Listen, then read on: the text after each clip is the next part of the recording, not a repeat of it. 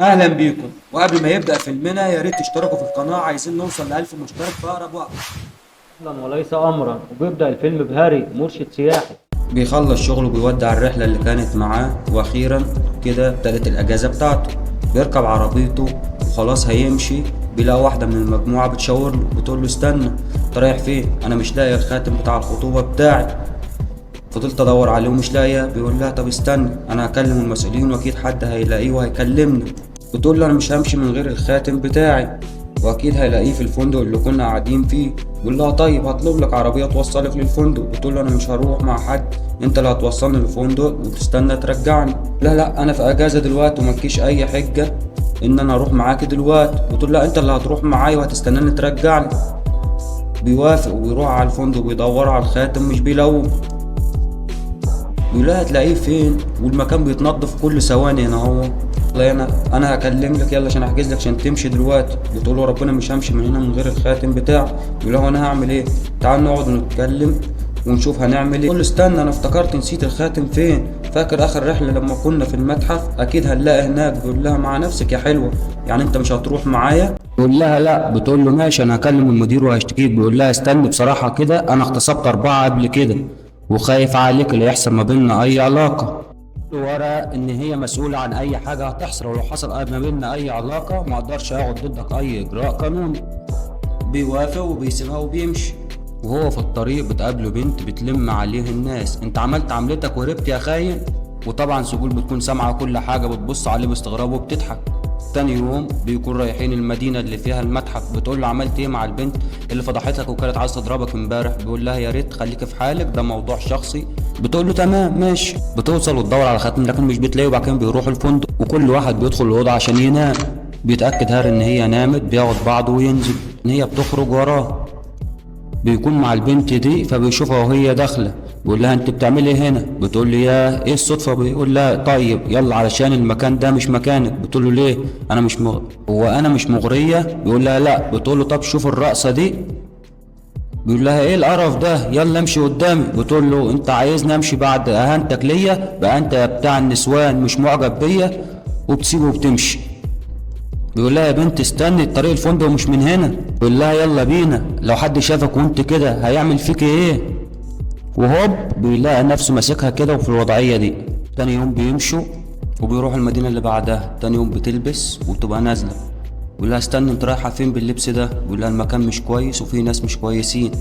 بتقول له انت مالك انت؟ تسيبه وتمشي. بيمشي وراها ويروح لها. بيقول لها بقول لك ايه يا قمر، ما تيجي نسيب المكان هنا ونطلع فوق. فبتديله ضربه تحت بيتلموا عليها رجالته وبيكونوا خلاص هيضربوها. فبتنت بتقول يا هاري. بيقول لها الله يخرب بيتك، ما انا قلت لك ما تجيش المكان ده وانت ما سمعتيش كلامي ليه ساعه بقول لك لا ما تجيش. خلي بالك دلوقتي هم مش فاهمين انا بقول لك ايه. امسكي الشنطه دي واهربي، يلا بينا على المكان ده. بتقول له انا اسف، واحد زي ده هو يستاهل اللي انت عملتيه فيه ده. ده واحد مش محترم، فكك منه. تسيبه وتفضل تعيط. بيقول لها كفايه عياط بقى، بس بدل ما يسمعونا. وفعلا بيسمعوهم وبيروحوا يدوروا عليهم لكن بيهربوا تاني.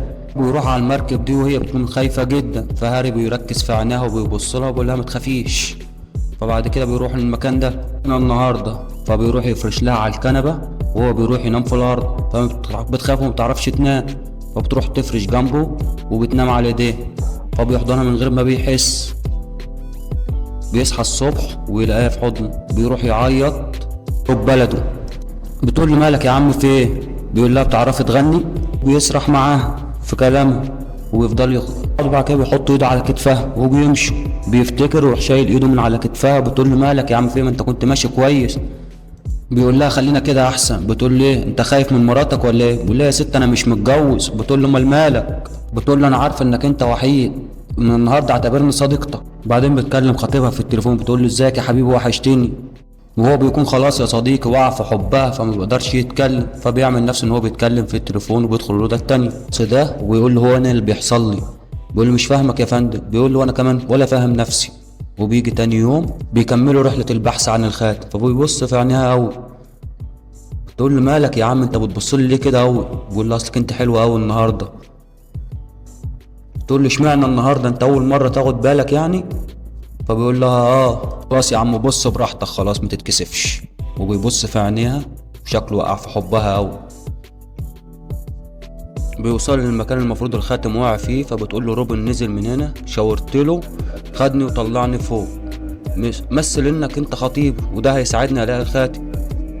بيقول لها انا مش روبن ولا خطيبك عشان اعرف امثل شخصيتي. بتقول لي يا عم اتعامل انت بس على طريقتك. بيوافق وبيتعامل بطريقته. بتنسى الخاتم وروبن وابو روبن بتقول لي يا ريت تعلم روبن الرومانسيه دي.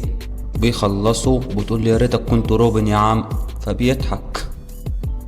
بتقول له اكيد الخاتم هلاقيه هنا. بيقول لها بقول لك ايه، انا حبيتك بلاش ترجع لي روبن. تقصد ايه؟ اسيب خطيبي وانسى الفرح واعيش معاك؟ انت بتحلم. انا مستحيل اعمل كده واختارك انت. بيقول لها انا هخليك تفكري فيا باستمرار بعد كلامك الجارح اللي قلتيه ده. وتقول لي يا حرام، اول ما هتشوفني مع حبيبي روبن واحنا بنتجوز قلبك هيتكسر. بس ايه رايك فيا؟ خليتك تحبني وانت مش في دماغي اصلا. فبيضحك. وعد مني اول ما هلاقي الخاتم هاخد بعض وامشي على طول. بيقول لها ده حد بيني وبينك، خافي على قلبك مني وشوفي مين اللي هيكسب. وفعلا بيعيشها ايام ما كانتش تحلم بيها، يقضوا اجمل ايام حياتهم. وبعدين بيدخلوا المطعم ده، فبتشوفوا بنت من اللي كانوا مع علاقة معاهم. بتقول له اهلا يا خاين. بيقول لها استر عليا ربنا يستر عليكي. بتقول له مين دي كمان؟ سجود. بتقول لها ده حبيبي. بتقول لها اكيد ضحك عليكي زي ما ضحك عليا. بترد عليها وبتقول لها هو عمل معاك ايه؟ زي ما عمل معاكي وسابني وهرب. بتقول لها تعالي اقعدي بس واحكي لي ايه اللي حصل، هو عمل معاك ايه بالظبط؟ بتقول لها لعب بيا وهرب. بتقول لها واثناء اللعب كنت مبسوطه ولا لا؟ بتقول لها بصراحه وضحك عليا وخد مني فلوسي. بتقول لي شوف فلوسها كام واديها لها. بتقول لها خدي فلوسي. فبتمسكها في ايديها. بتقول لها انت كده مالكيش اي حاجه تاني، يلا ممكن ما اشوفكيش تاني. فبتمسك الفلوس وبترميها في وشه. بيكلم ساجو بيقول لها يا ساجو ده. بتقول له ما اسمعش صوتك بقى، انا مش مثيره ودي مثيره، قول لي فيها ايه احسن مني. بيقول لها هقول لك. بيقول لها هقول لك. بتقول له خلاص يا عم مش عايز اعرف. فبيدخل عليهم صاحبهم وبيقول له انا لقيت الخاتم. بيقول له فين؟ بيقول له عند البنت دي. فبيروح يركبوا القطر. فصاحبه بيقول له انا فرحه بعد بكره يا عم، انت مش هتيجي؟ بيقول له انا مش هقدر اجي غير اما ارجع الخاتم. فالبنت بتتأثر. فبياخدوا بعضهم وبيمشوا. فبتقول له انت مش ناوي ترجع بلدك تاني؟ فبيقول لها لا مش هرجع دلوقتي. بتقول له انت عامل عامله ولا ايه مش عايز تقول لي؟ ولا ممكن تاخديني في حضنك؟ فبتاخده في حضنها. بيوصلوا للبنت اللي معاها الخاتم. فبيقولوا لها فين الخاتم؟ بتقول لهم لا الخاتم مش معايا، انا اتخطبت لواحد اسمه جاد وطلع مش كويس، رحت رميت الخاتم في وشه. فبيروحوا مع بعض يشوفوا مكان جاد. فبتقول لي يا عم انا خايفه عليك قوي. بيقول لها ما تخافيش. بيوصل له وبيقول له الخاتم اللي انت عايزه هتلاقيه في العنوان اللي انا هديهولك. فبيخرج لسجا وتقول لها بكره الخاتم هيبقى عندك. فبتحزن قوي وبتكون خلاص حبته. وبيكونوا الاتنين في منتهى الحزن. بيروح المكان ده ويقول لها كل ما افتكرك هاجي في المكان ده وافكر فيك. فبيظهروا رجالة جاد وبيضربوهم وبيخطفوهم. بيقول له انا نفسي افهم ايه قصتكم مع الخاتم ده ومين انتم بالظبط. بيقول له انا هقول لك يا قيس الدين، مش ده اسمك؟ من غباء خطفتوني والتليفون في جيبه، ودلوقتي الاسم هيتقلب عليكم وهيتقبض عليكم كلكم. احسن لكم فكوني وانا هصلح الموضوع اللي حصل. فعلا سجال بتروح تفكه وتمسح له الجرح. بيقول لها مش وقته، لكن هي بتفتح شنطتها علشان تدور على حاجه تنضف بيها الجرح. فبتلاقي الخاتم بتاعها. القيس بيقول لبهاري دي كل الخواتم، شوف الخاتم بتاعك فين. بتروح ومن غير ما تبص بتقول له مش موجود وبياخدها وبيخرج. قال بتكون حزينة وبتفكر ايامهم مع بعض ومش بتكون متخيلة حياتها من غيره. بيرجعوا على البيت وتغير له على الجرح وبتحضنه. بيقول لها كفاية انت كده، لازم تمشي، انت لو فضلت شوية كمان هنولع في بعض. بتقول له ولع براحتك. بيقول لها لا انا مش عايزك اعمل معاكي زي البنات التانية لانك انت غيرهم.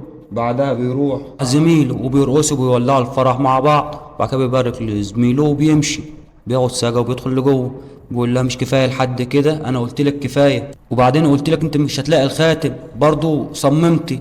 قولي لي عايزه ايه مني بالظبط؟ بتقول له قول لي انت اللي عايز ايه. بيقول لها انت واحده مخطوبه وعلاقتنا بقت واحد ومراته لحد هنا وكفايه. بتسيبه وبتمشي. بتجيلها مكالمه وخطيبها بيكلمها. بيقول لها انا اسف على اللي عملته معاك في المطار، خلاص مش عايز الخاتم. او بتروح لبهاري وتقول له خلاص انا ماشي احجز لي تذكره. وفعلا بيحجز لها التذكره وبيوصلها المطار. وقبل ما تمشي بتطلع الخاتم وبتقول له انا لقيته من يومين. بيقول لها خلي بالك من نفسك. بتسيبه وبتمشي وتبدا نظرات الوداع. وبيرجع بهاري بيرجع لحياته الطبيعية وشغله، لكن بيكون مش ناسيها ولا عارف يشتغل. بيقعد مع صاحبه بيقول له انت زعلان ليه، وانت حتى مفكرتش تطلب منها انها تفضل معاك، وكان هيفيد بايه، كنت حتى ارتحت شوية.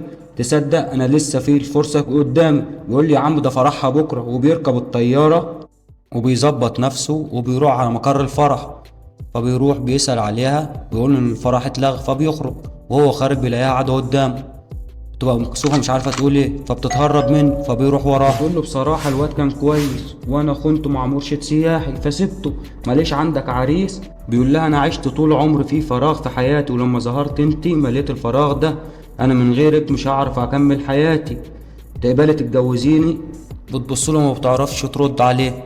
فروح بيديها واحدة وتروح واقعة مامتولها، وبتقوم بتقول له انا خلاص كده موافقة تمام، ويسافر بلده وبيتجوزوا وبيعيشوا حياة سعيدة. وكده انتهى الفيلم. لو عجبكم الفيديو اشتركوا في القناة عشان القناة تكبر بيكم.